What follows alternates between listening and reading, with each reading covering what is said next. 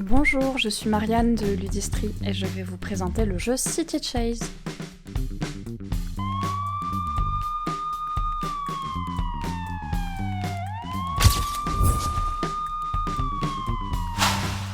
Pour commencer la mise en place, il vous faudra encastrer tous les immeubles dans le plateau.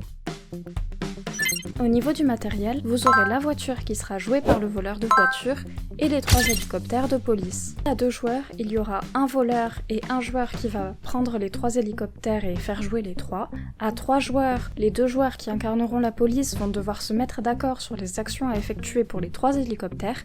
Et enfin, à 4 joueurs, il y aura 3 policiers, donc chacun aura son propre hélicoptère. Pour poursuivre la mise en place, vous allez devoir placer tous les petits jetons sur le plateau compte-tour, en faisant bien attention de faire correspondre la couleur des jetons avec celle des cases. Une fois que c'est fait, le camp des policiers va placer les hélicoptères sur les intersections possibles du plateau.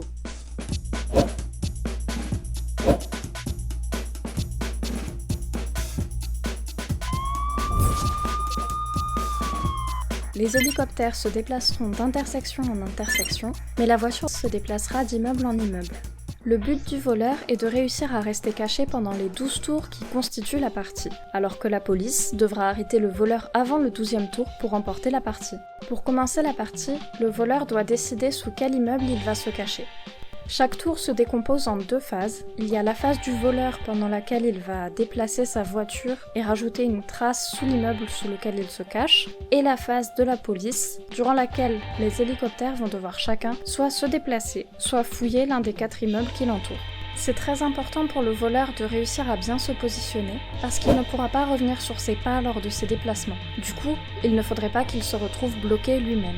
Dans cet exemple, si le voleur commence ici et qu'il fait ce genre de déplacement, alors il perdra dès le 6e tour. Au tour des policiers, chaque hélicoptère va jouer une fois, et chacun choisit indépendamment s'il veut se déplacer ou fouiller l'un des 4 immeubles qui l'entourent.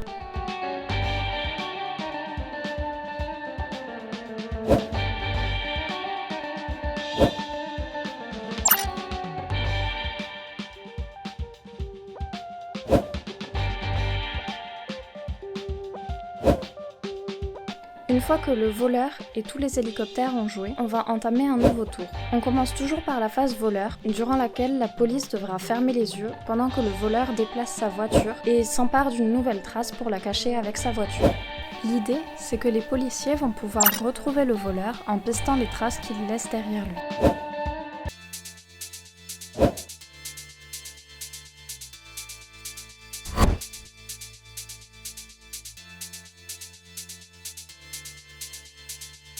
Quand un policier trouve une trace sous un immeuble, cela lui donne 2 indices. Déjà, bien sûr, l'indice de savoir que le voleur est passé par là à un moment donné, mais aussi en regardant la couleur du jeton, il peut déduire à peu près à quel moment de la partie le voleur est passé par ici. Chaque trace retrouvée par un policier est placée au-dessus de l'immeuble sous lequel elle a été trouvée. Comme on est au 3e tour, on sait déjà que le voleur se trouve dans l'un de ces 3 immeubles.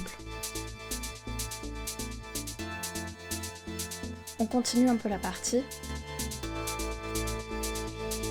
Là, on voit que le voleur a fait un détour pour brouiller les pistes.